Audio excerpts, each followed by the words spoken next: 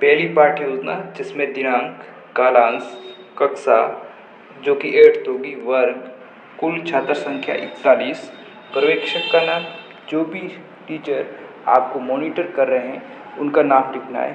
प्रकरण ध्वनि जिसको अंडरलाइन कर सकते हो। जिसके बाद विशिष्ट उद्देश्य जिसमें ज्ञान, अवबोध, अनुप्रयोग, कौशल, अभिरुचि एवं अभिवृत्ति, पूर्व ज्ञान, विद्यार्थी ध्वनि का अर्थ एवं परिभाषा की सामान्य जानकारी रखते हैं। इसके बाद प्रस्तावना प्रश्न जिसमें आपको 2 कॉलम बनाने हैं, जिसमें पहला कॉलम है छात्र अध्यापक क्रियाएं, दूसरा विद्यार्थी क्रियाएं। पहला सवाल, हमारे शरीर का निर्माण कितनी ज्ञानेंद्रियों से मिलकर हुआ है? 5। इन 5 ज्ञानेंद्रियों के नाम बताइए। आँख, कान, नाक, जीवा और त्वचा। इन 5 ज्ञानेंद्रियों में से किसका उपयोग सुनने के लिए किया जाता है? कान का उपयोग। कान द्वारा क्या सुनाई देता है? ध्वनि। ध्वनि के संचरण व उनकी चाल से आप क्या समझते हैं? संशयात्मक। इसके बाद हम उद्देश्य कथन करेंगे, जिसमें आज हम ध्वनि और ध्वनि का संचरण, गुण उनकी चाल का अध्ययन करेंगे। इसके बाद प्रस्तुतीकरण जिसमें आपको 3 कॉलम बनाने, पहला शिक्षण बिंदु, दूसरा छात्र अध्यापक क्रियाएं और तीसरा विद्यार्थी क्रियाएं। इसके बाद पहला शिक्षण बिंदु ध्वनि के गुण, जिसमें विकासात्मक प्रश्न, ध्वनि की प्रकृति कैसी होती है? तरंगीय। तरंग के संचरण के लिए किसकी आवश्यकता होती है? माध्यम की। ध्वनि के गुण से आप क्या समझते हैं? निरुत्तर। उसके बाद हम छात्र अध्यापक कथन करेंगे, जिसमें ध्वनि की प्रकृति के आधार पर मुख्य 3 गुण निम्न हैं, जिसमें आवर्ती किसे कहते हैं? एकांक समय में के लिए कंपनों या दोलनों की संख्या ध्वनि तरंग की आवर्ती कहलाती है। एकांक समय में दोलनों या कंपनों की संख्या जिसे आवर्ती कहलाती है। और आयाम क्या है? मूल स्थिति से माध्यम के विक्षोभ का अधिकतम विस्थापन, जिसे आयाम कहा जाता है। आयाम मतलब जो माध्य स्थिति है उससे अधिकतम ऊपर या नीचे जितना विस्थापन होता है उसे आयाम कहा जाता है। और वेग, तरंग में किसी बिंदु द्वारा 1 सेकंड में तय की गई दूरी को तरंग वेग कहलाता है। इसके बाद विद्यार्थी क्रिया में विद्यार्थी ध्यानपूर्वक सुनेंगे, महत्वपूर्ण बिंदु अपनी अभ्यास पुस्तिका में नोट करेंगे। इस प्रकार यह पहला लेसन प्लान समाप्त होता है। जिसके बाद नीचे पर्यवेक्षक हस्ताक्षर, जिसमें आपको टीचर जो मॉनिटर कर रहे थे उनके हस्ताक्षर करवाने। संख्या 2 जिसमें दिनांक, कालांश, कक्षा, वर्ग, कुल छात्र संख्या, पर्यवेक्षक का नाम, जो भी टीचर आपको मॉनिटर कर रहे हैं उनका नाम लिखना है। प्रकरण गुरुत्वाकर्षण बल, जिसको अंडरलाइन करना है।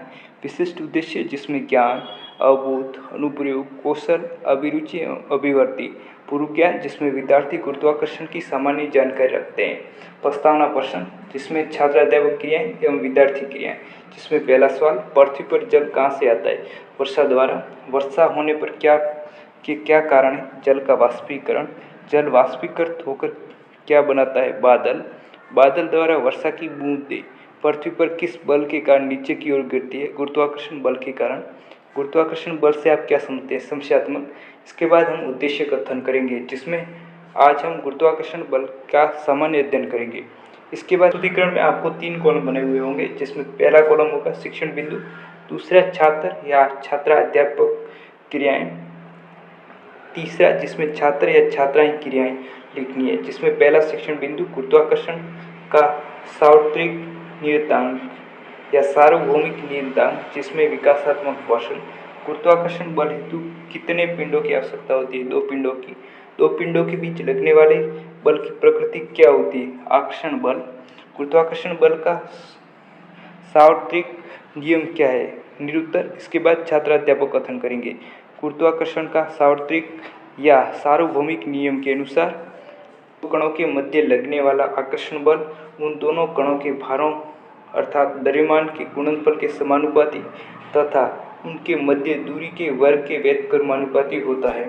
यदि दोनों कणों का द्रव्यमान m1 व m2 है तथा उनके मध्य दूरी r है तो गुरुत्वाकर्षण बल F है। इस प्रकार इसमें पहला और दूसरा नियम, जिसमें F समानुपाती m1 और m2 और F जो कि गुरुत्वाकर्षण बल है, जो कि व्युत्क्रमानुपाती होगा दूरी के वर्ग के, जो कि संयुक्त रूप में इस प्रकार हो जाएगा। और ये इसमें एक समानुपाती नियतांक g होगा। और इस प्रकार ये फॉर्मूला हमें गुरुत्वाकर्षण बल का प्राप्त हो जाएगा। इसके बाद विद्यार्थी क्रिया में विद्यार्थी ध्यानपूर्वक सुनेंगे, महत्वपूर्ण बिंदु अपनी अभ्यास पुस्तिका में नोट करेंगे। इसके बाद नीचे जो भी आपको टीचर मॉनिटर कर रहे हैं उनके सिग्नेचर करवा देने, पर्यवेक्षक का हस्ताक्षर। पाठ योजना संख्या 3 जिसमें दिनांक, कालांश, कक्षा, वर्ग, कुल छात्र संख्या, पर्यवेक्षक का नाम और प्रकरण, ध्वनि के गुण, जिसके बाद विशिष्ट उद्देश्य जिसमें ज्ञान, अवबोध, अनुप्रयोग, कौशल, अभिरुचि एवं अभिवृत्ति, पूर्व ज्ञान जिसमें विद्यार्थी ध्वनि के विषय में सामान्य जानकारी रखते हैं, प्रस्तावना जिसमें आपको 2 कॉलम बनाने, पहला छात्राध्यापक क्रियाएं, दूसरा विद्यार्थी क्रियाएं, जिसमें पहला सवाल, ध्वनि का संचरण मानव कर्ण तक किस माध्यम से होता है? वायु द्वारा। वायु द्वारा ध्वनि का संचरण किसके द्वारा होता है? वायु के कणों द्वारा। वायु के कण किस भाग तक ध्वनि लेकर जाते हैं? कर्णपटल तक। कर्णपटल का मुख्य कार्य क्या है? ध्वनि को सुनना। ध्वनि के गुण बताइए, निरुत्तर। उसके बाद हम उद्देश्य कथन करेंगे, जिसमें आज हम ध्वनि के गुण का अध्ययन करेंगे। प्रस्तुतिकरण में आपको 3 कॉलम बने हुए होंगे, जिसमें पहला शिक्षण बिंदु, दूसरा छात्र या छात्रा अध्यापक क्रियाएं, तीसरा छात्र या छात्राएं क्रियाएं, या छात्र अध्यापिका क्रियाएं या छात्रा अध्यापक क्रियाएं लिख सकते हैं, और ये विद्यार्थी क्रिया लिख सकते हैं स्टूडेंट की जगह यहाँ। इसके बाद पहला शिक्षण बिंदु, जिसमें ध्वनि तरंग की प्रकृति, जिसके विकासात्मक प्रश्न, ध्वनि के संचरण के लिए कौन कौन से माध्यम की आवश्यकता होती है? वायु या जल। वायु में ध्वनि संचरण का एक उदाहरण बताइए। हमारे द्वारा किसी से बात करना। ध्वनि तरंग की प्रकृति बताइए, निरुत्तर। उसके बाद हम छात्राध्यापक कथन, जिसमें तरंगों की प्रकृति व संचरण की दिशा के आधार पर 2 भागों में विभक्त किया गया है, जिसमें पहली अनुप्रस्थ तरंग, जिन तरंगों में कंपन संचरण की दिशा के लंबवत होती है और उसे अनुप्रस्थ तरंग कहते हैं। दूसरा अनुदैर्ध्य तरंग, जिन तरंगों में कंपन संचरण की दिशा के अनुदिश होती है, जिसे अनुदैर्ध्य तरंग कहते हैं। और विद्यार्थी क्रिया में विद्यार्थी ध्यानपूर्वक सुनेंगे, महत्वपूर्ण बिंदु अपनी अभ्यास पुस्तिका में नोट करेंगे। इसके बाद पर्यवेक्षक के हस्ताक्षर, जो भी टीचर आपको मॉनिटर कर रहे हैं उनके हस्ताक्षर यहाँ करवा देने हैं, और यहाँ वो सर आपको सुझाव लिख देंगे। पाठ योजना संख्या 4 जिसमें दिनांक, कालांश, कक्षा, वर्ग, कुल छात्र संख्या और पर्यवेक्षक का नाम, जो भी टीचर आपको मॉनिटर कर रहे हैं उनका नाम लिखना है। प्रकरण, ध्वनि का परावर्तन। इसके बाद विशिष्ट उद्देश्य, जिसमें ज्ञान, अवबोध, अनुप्रयोग, कौशल, अभिरुचि एवं अभिवृत्ति, और पूर्व ज्ञान, जिसमें विद्यार्थी ध्वनि तरंगों के अभिलक्षण की सामान्य जानकारी रखते हैं। प्रस्तावना प्रश्न, जिसमें 2 कॉलम बनाने, पहला छात्राध्यापक क्रियाएं, दूसरा विद्यार्थी क्रियाएं, जिसमें पहला सवाल, ध्वनि का संचरण किस माध्यम से होता है? वायु द्वारा। ध्वनि, जिसमें वायु द्वारा ध्वनि का संचरण किसके द्वारा होता है? वायु के कणों द्वारा। वायु के कण कर्ण के किस भाग तक ध्वनि लेकर आते हैं? कर्णपटल द्वारा। कर्णपटल का मुख्य कार्य क्या है? ध्वनि को सुनना। ध्वनि के परावर्तन के बारे में बताइए, समस्यात्मक। इसके बाद हम उद्देश्य कथन करेंगे, जिसमें आज हम ध्वनि के परावर्तन का अध्ययन करेंगे। इसके बाद प्रस्तुतिकरण, जिसमें आपको 3 कॉलम दिए हुए होंगे, पहला शिक्षण बिंदु, दूसरा छात्र या छात्रा अध्यापक क्रियाएं, तीसरा छात्र या छात्रा क्रियाएं। इसके बाद पहला शिक्षण बिंदु, जिसमें ध्वनि का परावर्तन, जिसके विकासात्मक प्रश्न, वायु के माध्यम से किस भौतिक राशि का संचरण होता है? ध्वनि तरंगों का। ध्वनि तरंगों की चाल किस माध्यम में अधिकतम होती है? ठोस में। किसी तरंग का किसी माध्यम की दीवार से टकरा कर लौटना क्या कहलाता है? परावर्तन। ध्वनि के परावर्तन के बारे में बताइए, निरुत्तर। इसके बाद हम छात्राध्यापक कथन करेंगे, जिसमें ध्वनि का ठोस या द्रव माध्यम के पृष्ठ से परावर्तित होती है तथा प्रकाश की तरफ परावर्तन के नियमों का पालन करती है। उदाहरण के लिए, कुएं एवं हॉल में चिल्लाने पर ध्वनि कुछ समय बाद ध्वनि के परावर्तन के कारण गूंजती है। इसके बाद छात्र या छात्रा क्रिया में लिखेंगे, विद्यार्थी ध्यानपूर्वक सुनेंगे, महत्वपूर्ण बिंदु अपनी अभ्यास पुस्तिका में नोट करेंगे। इसके बाद जो भी टीचर आपको मॉनिटर कर रहे हैं वो आपको सुझाव देंगे, और अंत में यहाँ सर के सिग्नेचर करवा देने, जो पर्यवेक्षक के हस्ताक्षर होंगे। पाठ योजना संख्या 5 जिसमें दिनांक, कालांश, कक्षा और पर्यवेक्षक का नाम, जो भी टीचर आपको मॉनिटर कर रहे हैं उनका नाम लिखना है, और प्रकरण, गति के प्रकार, और इसको अंडरलाइन कर सकते हो। दूसरे उद्देश्य, जिसमें ज्ञान, अवबोध, अनुप्रयोग, कौशल, अभिरुचि एवं अभिवृत्ति, पूर्व ज्ञान, जिसमें विद्यार्थी गति की परिभाषा से परिचित है। और प्रस्तावना प्रश्न जिसमें आपको 2 कॉलम बनाने, पहला छात्र अध्यापक क्रियाएं, दूसरा विद्यार्थी क्रियाएं। जिसमें पहला सवाल, पक्षी कहाँ उड़ते हैं? आकाश में पक्षी किसकी सहायता से उड़ते हैं? पंखों की सहायता से। पंखों की सहायता से पक्षी उड़कर क्या करते हैं? स्थान परिवर्तन करते हैं। स्थान परिवर्तन को क्या कहते हैं? गति। गति के प्रकार के बारे में बताइए, संख्यात्मक। इसके बाद हम उद्देश्य कथन करेंगे, जिसमें आज हम एक समान गति असमान गति का अध्ययन करेंगे। प्रस्तुतिकरण, जिसमें आपको 3 कॉलम बने हुए होंगे, जिसमें पहला कॉलम होगा शिक्षण बिंदु का, दूसरा छात्र या छात्रा अध्यापक क्रियाएं, इसके बाद छात्र या छात्रा क्रियाएं, इसके बाद पहला शिक्षण बिंदु जिसमें वस्तु की एक समान गति, जिसके विकासात्मक प्रश्न। लंबी दूरी तय करने के लिए आप किन किन साधनों का प्रयोग करते हैं? बस या रेलगाड़ी। जिसमें रेलगाड़ी एक समय अंतराल में समान दूरी तय करे तो ऐसी गति को क्या कहते हैं? एक समान गति। वस्तु की एक समान गति को बताइए। इसके बाद विद्यार्थी निरुत्तर रहेंगे और इसके बाद छात्र अध्यापक कथन करेंगे, जिसमें जब कोई वस्तु एक समान समय अंतराल में समान दूरी तय करती है तो उसकी गति को एक समान गति कहते हैं। इस तरह की गति में समय अंतराल छोटा होना चाहिए और इसमें उदाहरण जैसे घड़ी की सुइयां समान समय अंतराल में समान दूरी तय करती, अब घड़ी की सुइयों की गति एक समान गति है। और विद्यार्थी क्रिया में विद्यार्थी ध्यानपूर्वक सुनेंगे, महत्वपूर्ण बिंदु अपनी अभ्यास पुस्तिका में नोट करेंगे। इसके बाद सुझाव, जो भी टीचर आपको मॉनिटर कर रहे हैं वो सुझाव लिखेंगे, अंत में उनके सिग्नेचर करवा देने। योजना, जिसमें दिनांक, कालांश, कक्षा, कुल छात्र संख्या, पर्यवेक्षक का नाम, जो भी टीचर आपको मॉनिटर कर रहे हैं उनका नाम लिखना है। प्रकरण, न्यूटन की गति के नियम, जिसको आप अंडरलाइन कर सकते हो। जिसके बाद विशिष्ट उद्देश्य, जिसमें ज्ञान, अवबोध, अनुप्रयोग, कौशल, अभिरुचि एवं अभिवृत्ति। पूर्व ज्ञान, जिसमें विद्यार्थी गति एवं गति के प्रकारों से परिचित है। प्रस्तावना प्रश्न, जिसमें आपको 2 कॉलम बनाने हैं, पहला छात्र अध्यापक क्रियाएं, दूसरा विद्यार्थी क्रियाएं। जिसमें पहला सवाल, पक्षी कहाँ उड़ते हैं? आकाश में पक्षी किसकी सहायता से उड़ते हैं? पंखों की सहायता से। पंखों की सहायता से पक्षी उड़कर क्या करते हैं? स्थान परिवर्तन।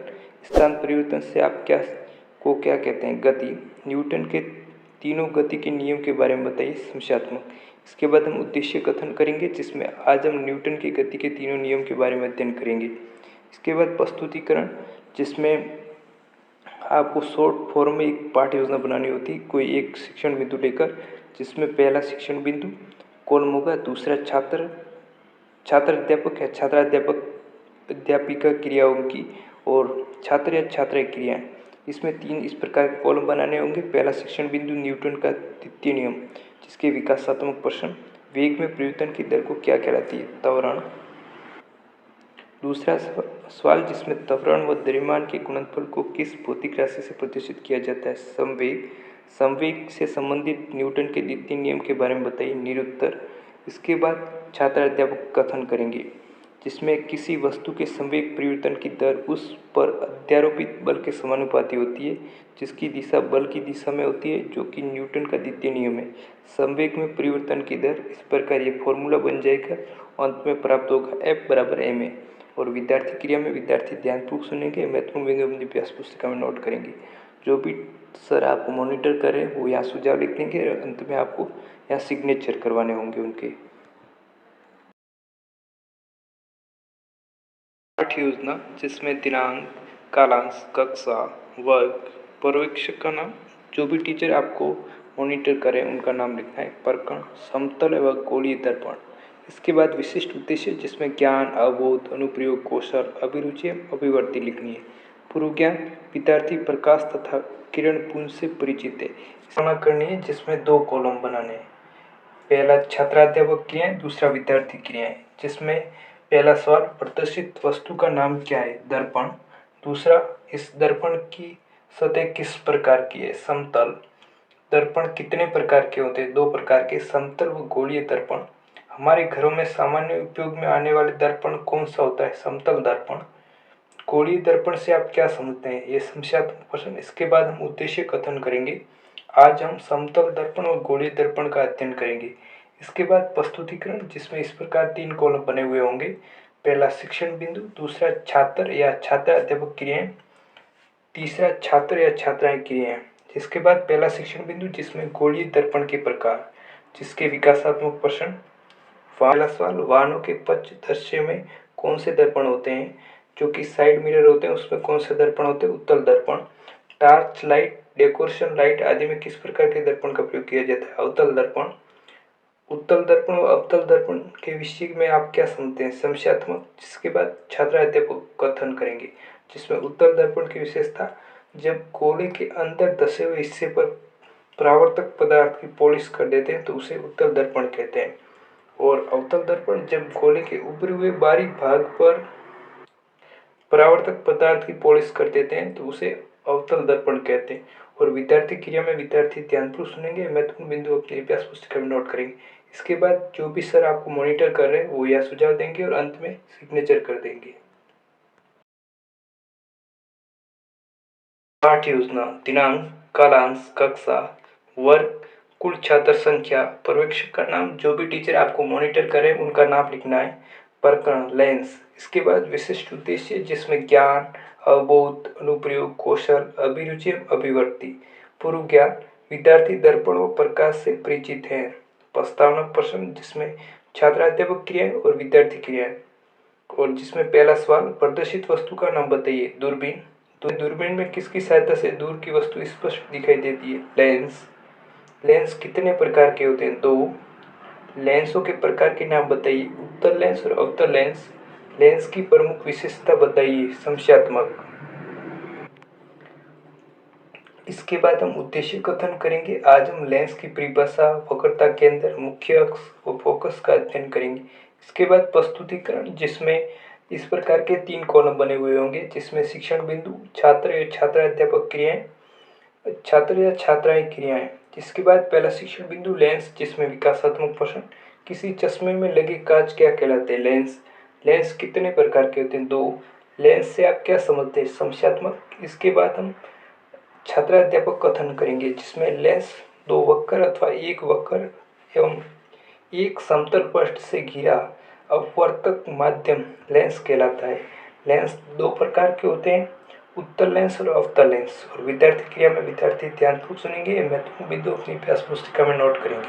इसके बाद जो भी टीचर आपको मॉनिटर कर रहे हैं वो सुझाव यहाँ लिख देंगे और अंत में सिग्नेचर कर देंगे। योजना, जिसमें दिनांक, कालांश, कक्षा, वर्ग, कुल छात्र संख्या, पर्यवेक्षक का नाम, जो भी टीचर आपको मॉनिटर करें उनका नाम लिखना है। और प्रकरण, जिसमें मौलिक कण प्रकरण है। विशिष्ट उद्देश्य, जिसमें ज्ञान, अवबोध, अनुप्रयोग, कौशल, अभिरुचि, अभिव्यक्ति। पूर्व ज्ञान, जिसमें विद्यार्थी इलेक्ट्रॉन, प्रोटॉन एवं न्यूट्रॉन के बारे में जानते हैं। प्रस्तावना प्रश्न, जिसमें 2 कॉलम बनाने, पहला छात्राध्यापक क्रिया, दूसरा विद्यार्थी क्रिया। जिसमें पहला सवाल, परमाणु के मध्य भाग को क्या कहते हैं? नाभिक। नाभिक में कौन कौन से 2 कण पाए जाते हैं? प्रोटॉन व न्यूट्रॉन। प्रोटॉन व न्यूट्रॉन के अलावा कौन सा कण परमाणु में पाया जाता है? इलेक्ट्रॉन। इलेक्ट्रॉन का प्रतिकण कौन सा है? पॉजिट्रॉन। पॉजिट्रॉन किस प्रकार का कण है? संख्यात्मक।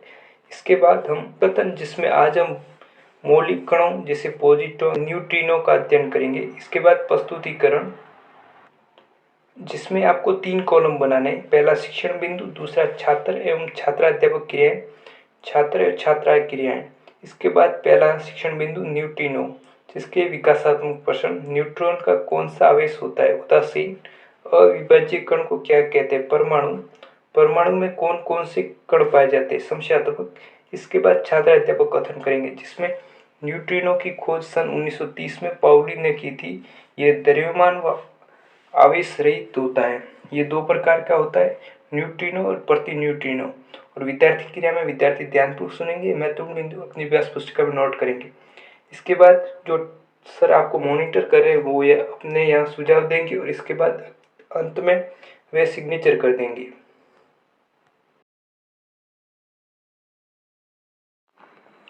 पाठ योजना, जिसमें दिनांक, कालांश, कक्षा, कुल छात्र संख्या, जो भी टीचर आपको मॉनिटर कर रहे हैं उनका नाम लिखना है। प्रकरण है, जिसको अंडरलाइन करना है। इसके विशिष्ट उद्देश्य, जिसमें ज्ञान, अवबोध, अनुप्रयोग, कौशल, अभिरुचि, अभिव्यक्ति। पूर्व ज्ञान, विद्यार्थी विस्थापन व बल की सामान्य जानकारी रखते हैं। इसके बाद प्रस्तावना प्रश्न, जिसमें आपको 2 कॉलम बनाए, छात्राध्यापक क्रिया और विद्यार्थी क्रिया। जिसमें पहला सवाल, आप कहीं जाने के लिए किस वाहन का प्रयोग करते हैं? स्कूटर या बाइक। जब स्कूटर और बाइक रास्ते में खराब हो जाता है तो क्या करते हैं? रिपेयरिंग। स्कूटर की स्कूटर की रिपेयरिंग के लिए किसके पास जाएंगे? मिस्त्री के पास। स्कूटर को खींचने के लिए किसकी आवश्यकता होती है? बल की। बल लगाकर वस्तु को बल की दिशा में विस्थापन करने की क्रिया क्या कहलाती है? समस्यात्मक। इसके बाद हम उद्देश्य कथन करेंगे, जिसमें आज हम कार्य तथा कार्य के मापन का अध्ययन करेंगे। प्रस्तुतिकरण, जिसमें आपको 3 कॉलम बनाना है। पहला शिक्षण बिंदु, दूसरा छात्र या छात्राध्यापक क्रियाएं, छात्र या छात्रा क्रियाएं। इसके बाद पहला बिंदु होगा कार्य, जिसके विकासात्मक प्रश्न। वस्तु को कुछ दूरी तय कराने के लिए हमें वस्तु पर क्या लगाना होगा? बल। दूसरा जिसमें वस्तु पर बल लगाने पर निश्चित दिशा में तय की गई दूरी क्या कहलाती है? विस्थापन। वस्तु पर बल लगाने पर उसमें उत्पन्न होने वाली विस्थापन की क्रिया क्या कहलाती है? निरुत्तर। इसके बाद छात्राध्यापक कथन करेंगे, जिसमें वस्तु पर बल लगाने पर उसमें विस्थापन उत्पन्न होने की क्रिया को कार्य कहते हैं। गेंद पर बल लगाने पर विस्थापन होने पर कार्य किया जाता है, जबकि दीवार पर बल लगाने पर किया गया कार्य शून्य होता है, क्योंकि विस्थापन शून्य है। इसके बाद विद्यार्थी क्रिया में विद्यार्थी ध्यानपूर्वक सुनेंगे, महत्वपूर्ण बिंदु अपनी पास पुस्तिका में नोट करेंगे। सुझाव, जो भी सर आपको सुझाव देंगे वो यहाँ लिख देंगे। अंत में उनके सिग्नेचर, जो कि पर्यवेक्षक के हस्ताक्षर होंगे।